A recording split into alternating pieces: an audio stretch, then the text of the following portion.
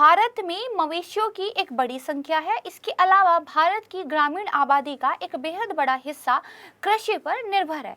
मवेशियों से गोबर और कृषि से अपशिष्ट कचरा जो है प्राप्त होता है और इसको निस्तारित करने की समस्या भारत के सामने एक चुनौती के रूप में आती है।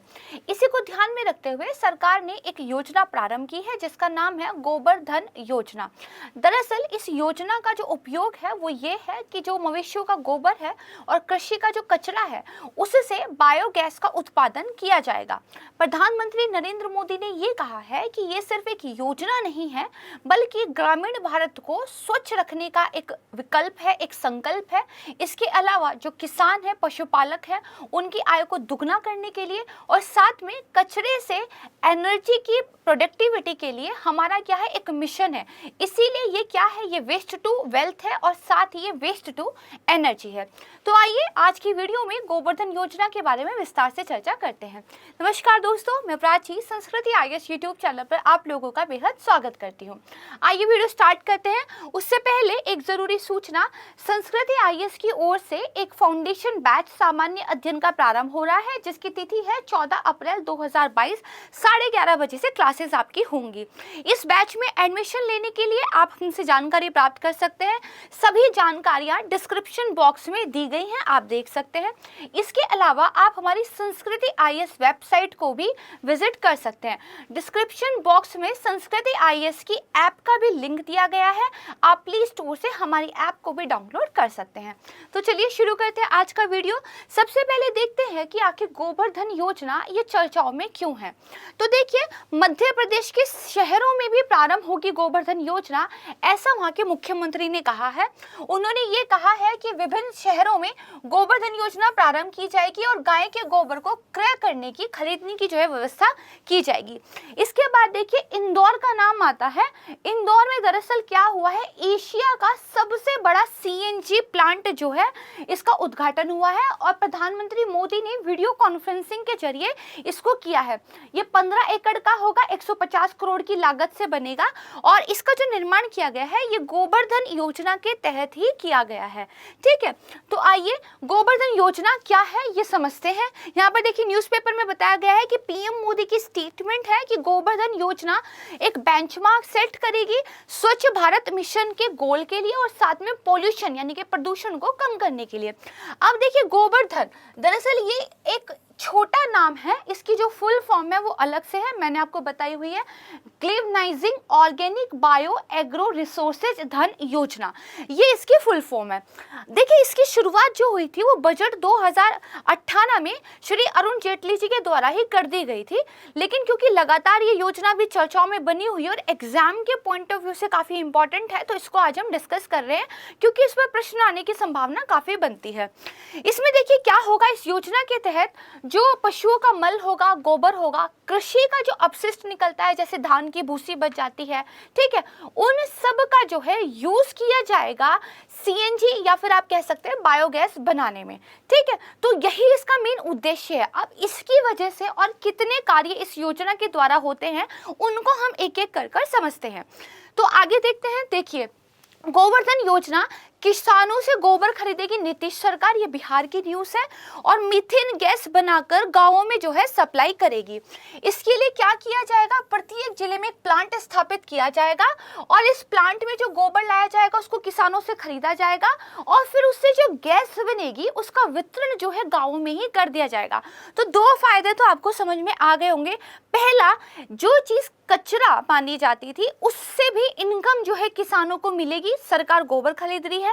दूसरा क्या है, गैस जो कि महंगे दामों पर मिलती है वो किसानों को, ग्रामीण लोगों को सस्ते दामों पर सरकार की तरफ से मिल जाएगी। ठीक है, और ये हमारा जो विलेजेस का एक इंडिपेंडेंट होने का गांधी जी का एक सपना था कि जो गांव हो वो आत्मनिर्भर हो, स्वनिर्भर हो, इसको भी साकार करने में मदद मिलेगी। अब देखिए, केंद्र सरकार ने क्या कहा है। पहला तो उन्होंने ये कहा है हर जिले के अंदर एक गांव का चुनाव जो है इस योजना के लिए किया जाएगा और फिर प्रत्येक जिले में क्लस्टर का निर्माण किया जाएगा। क्लस्टर क्या होता है, देखिए जैसे हमारी आकाशगंगा है, बहुत सारे तारों का एक समूह है, उसको एक क्लस्टर बोल सकते हैं, मोटे तौर पर मैं आपको समझा रही हूँ। तो ऐसे ही जो विभिन्न गांव हैं, जब उन सब की आपस में इंटरकनेक्टिविटी कर दी जाएगी, तो उसको एक क्लस्टर बोलते हैं। तो ऐसे क्लस्टर बना जाएंगे और करीब 700 ऐसे क्लस्टर जो है सरकार की तरफ से बनाने की योजना रखी गई है।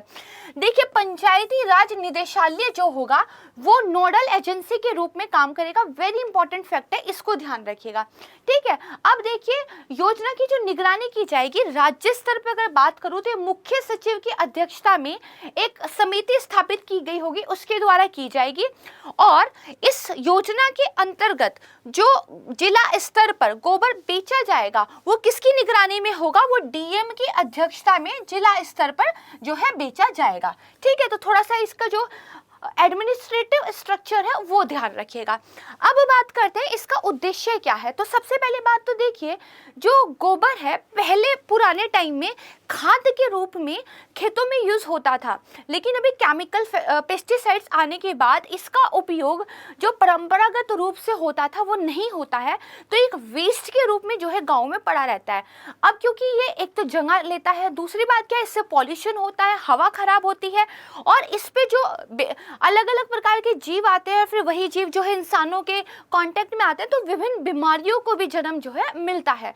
तो इन सारी समस्याओं को टैकल करने के लिए बहुत अच्छा इनिशिएटिव सरकार ले आई कि क्यों ना इस गोबर को हम खरीद लें और उससे जो है हम गैस बनाएं, एनर्जी बनाएं, ताकि किसानों को पैसा भी मिले और साथ में उनको गैस की भी अवेलेबिलिटी हो जाए, ठीक है। तो ये इसका उद्देश्य है। तो सरकार क्या करेगी, किसानों से गोबर खरीद कर खाद बनाएगी, उससे बायोगैस बनाएगी, उससे और बायो सीएनजी जो है बनाएगी, किसानों की आय में इजाफा होगा, ठीक है।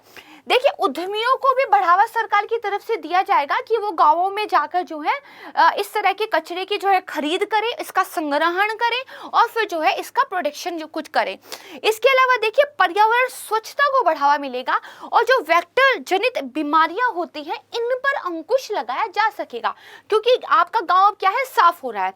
तो देखिए क्या क्या ऑब्जेक्टिव्स हैं, पिक्चर के माध्यम से समझते हैं।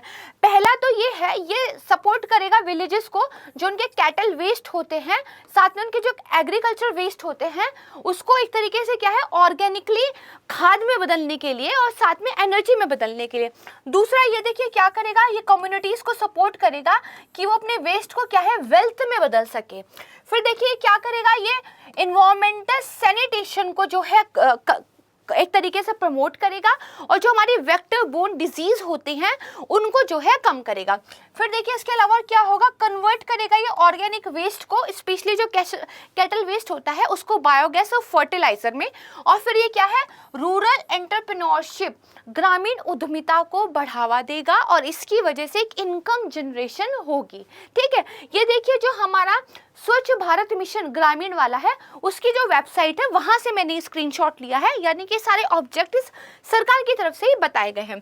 इसके बाद देखिए योजना के क्या क्या लाभ होंगे, तो आप काफी कुछ समझ गए हैं। पहली बात तो कंपोस्ट यानी कि खाद, बायोगैस और बायो सीएनजी हमें प्राप्त होगी।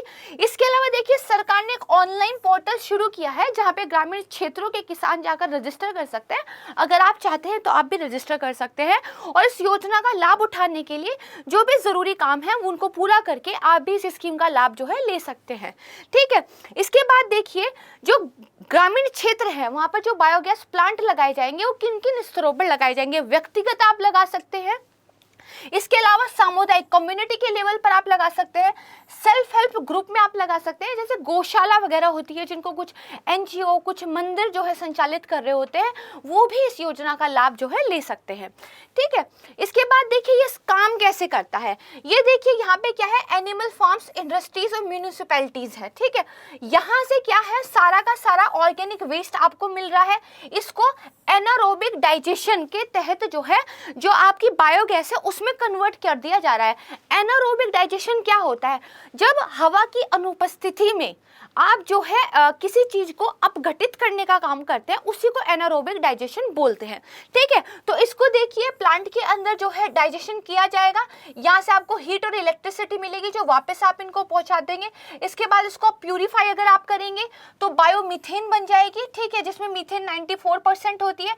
इससे आप सीबीजी बना सकते हैं जिसका ट्रांसपोर्टेशन में काम हो सकता है, हाउस होल्ड इसका काम कर सकते हैं और सीबीजी वापस से जो है एनिमल फार्म्स, इंडस्ट्रीज, म्यूनिसिपैलिटीज को पहुंच सकती है। यानी कि यहीं से तो हमें कचरा मिला है और यही जो है वापस एक वेल्थ बनके, एक एनर्जी बनके इनके पास पहुंच जा रहा है। तो डबल फायदा इस स्कीम का है। बहुत अच्छी स्कीम जो है सरकार की तरफ से लाई गई है।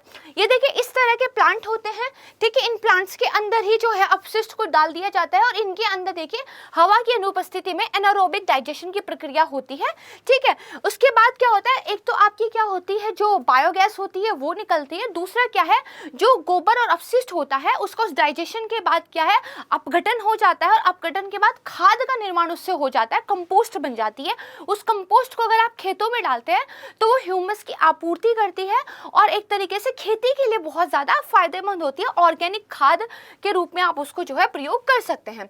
इसके बाद देखिए डिस्ट्रिक्ट प्लान कैसा कैसा होगा।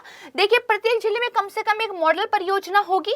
बायोगैस प्लांट को गौशाला में वेजिटेबल मार्केट हो, क्योंकि वेजिटेबल मार्केट में भी बहुत सारा जो ऑर्गेनिक कचरा होता है वो इकट्ठा हो जाता है। फैक्ट्री आदि के आसपास बनाया जा सकता है। इसके अलावा ग्राम पंचायत द्वारा इंडिविजुअल बायोगैस प्लांट भी उन घरों में लगाया जा सकता है जहां पे पशुओं की 5 में मात्रा है। इसको ध्यान रखिएगा, इंपॉर्टेंट है। इसके बाद देखिए गोवर्धन योजना के अंदर स्टेक होल्डर कौन कौन है। Department of agriculture research and education, department of agriculture cooperation and farmers welfare, department of rural development, department of drinking water and sanitation, department of animal husbandry and dairying, ministry of new and renewable energy, ministry of petroleum and natural gas. इनके नाम आपको जरूर याद होने चाहिए, PT में statement के रूप में सामने आ सकते हैं। ये मैंने गवर्नमेंट की वेबसाइट से स्क्रीनशॉट लिया है। इसके बाद देखिए इसका कार्यान्वयन कैसे होगा। अगर किसी ग्राम पंचायत में ज्यादा पशु हैं तो उस पूरे गांव के लिए एक सामान्य जो है प्लांट लगाया जा सकता है। जिला स्तर पर जो DWSC है उसके द्वारा निगरानी की जाएगी और प्लांट की निगरानी क्या है हर 4 महीने में की जाएगी। जो हमारा नेशनल IMIS पोर्टल है इसके द्वारा निगरानी की रिपोर्ट इस पर रखी जाएगी और साथ में हर साल इसका ऑडिट होगा। ये ध्यान रखिएगा, हर साल ऑडिट जो है इसमें गवर्नमेंट ने बोला है, इंपॉर्टेंट स्टेटमेंट है, ठीक है। अब देखिए करीब 306 ऐसे बायोगैस सीबीजी प्लांट बन चुके हैं जो फंक्शनल हैं, ठीक है। जिनकी कंस्ट्रक्शन कंप्लीट हो गई है वो 110 है, जिनकी कंस्ट्रक्शन अभी प्रोग्रेस में चल रही है करीब 56 है। Installed capacity of biogas meter cube में दिखाया गया है। Installed capacity of commercial CBG plant ये देखिए किलोग्राम में दिखाया गया है और कितनी नंबर ऑफ डिस्ट्रिक्ट्स कवर हो गई हैं तो लगभग 232 कवर हो गई। ये भी गवर्नमेंट का डाटा हमने यहाँ पर लिया है, ठीक है। अब देखिए योजना की सफलता की संभावनाएं क्या हैं, कैसे लगता है कि योजना सफल होगी। तो देखिए 19वीं पशुधन जनगणना 2012 में जो हुई थी वो कहती है कि भारत में मवेशियों की संख्या कितनी है, 30 मिलियन की आबादी है और प्रतिदिन लगभग 30 लाख टन गोबर प्राप्त होता है जो कचरा ही तो हो जाता है। लेकिन इसका अगर हम इफेक्टिव यूज कर ले तो कितना फायदा हो जाएगा। देखिए दुनिया की सबसे बड़ी पशु जनसंख्या है भारत की, तो गोबर की जो बड़ी मात्रा है वो धन और ऊर्जा में अगर बदल जाए तो इसका लाभ किसको मिलेगा, किसानों को मिलेगा। फिर देखिए अंतर्राष्ट्रीय श्रम संगठन ने एक अध्ययन किया था 2014 में। उन्होंने कहा अगर गोबर का प्रोडक्टिव तरीके से प्रयोग करेंगे तो करीब 15 लाख रोजगारों का जो है सृजन कर सकते हैं, ठीक है। तो ये हमने समझा। अब मैं आपको 2 केस स्टडी बताती हूँ जहाँ पे कचरे का जो प्रयोग है ऊर्जा के लिए किया गया और वो काफ़ी सफल रहा। तो देखिए पंजाब के होशियारपुर में लांबरा कांगड़ी बहुउद्देशीय सहकारी सेवा सोसाइटी ने ये कचरे से ऊर्जा का कार्य बहुत सफलतापूर्वक किया है। इस सोसाइटी ने क्या किया, जो मवेशियों के गोबर या अन्य जैविक अपशिष्ट होते थे इसको इकट्ठा करके बायोगैस प्लांट चलाया और इससे निर्मित जो कुकिंग गैस थी फिर सदस्यों को ही उपलब्ध करा दी जो सोसाइटी के सदस्य थे। इसी तरह सूरत गुजरात में ग्राम विकास ट्रस्ट नामक एक गोबर बैंक पहल शुरू की गई जहां पर एक सामुदायिक बायोगैस संयंत्र जो है चलाने के लिए सदस्यों से ताजा गोबर लिया जाता है। सरकार गोबर को तोलकर एक पासबुक में एंट्री कर लेती है और बदले में उन सदस्यों को उसी एवज में सस्ते दामों पर गैस जो है उपलब्ध कराती है और साथ ही जो अवशिष्ट के रूप में एक बायो स्लरी जैविक घोल जो उपलब्ध होता है वो भी दे दिया जाता है, जिसका प्रयोग जो है जैविक खेती और वर्मी कंपोस्ट में लोग करते हैं। तो इन दो केस स्टडीज को ध्यान रखिएगा, इससे पता चलता है कि इस तरह की योजनाओं की संभावनाएं भारत में अपार है। ये डाटा और ये जो है हमारा अध्ययन है ये भी इस बात की पुष्टि करता है। तो अगर सही तरीके से योजना को चलाया जाएगा तो बहुत अच्छे रिजल्ट जरूर मिलेंगे। ठीक है, तो चीजें यहाँ तक जो है आपकी क्लियर हो गई। ये देखिए हमारे यहाँ मवेशियों की एक मैंने रिप्रेजेंटेटिव पिक्चर दिखाई हुई है। तो यहाँ पर देखिए हमारी वीडियो जो है समाप्त होती है। मुझे उम्मीद है बहुत अच्छे से आप गवर्नमेंट स्कीम्स को समझोगे, बहुत ज़्यादा इंपॉर्टेंट होती है आपके पेपर की किसी भी स्टेज के लिए, चाहे वो प्रीलिम्स का पेपर हो, मेंस का पेपर हो या फिर इंटरव्यू हो। तो अच्छे से इनको तैयार करते रहिएगा। मैं मिलती हूँ जल्द ही एक नई वीडियो के साथ, तब तक के लिए आप सभी को नमस्कार।